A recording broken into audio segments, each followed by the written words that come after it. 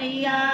सोने के थाली छपन रंग सातो बहिना भोग लगाई मैया सब देवी भोग लगाई मैया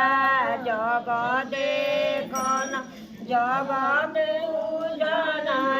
रुचि रुचि भोग लगाई मैया रुचि रुचि भोग लगाई मैया जगत देखन जगत पूजन सोने के लोटा गंगा जल पानी मैया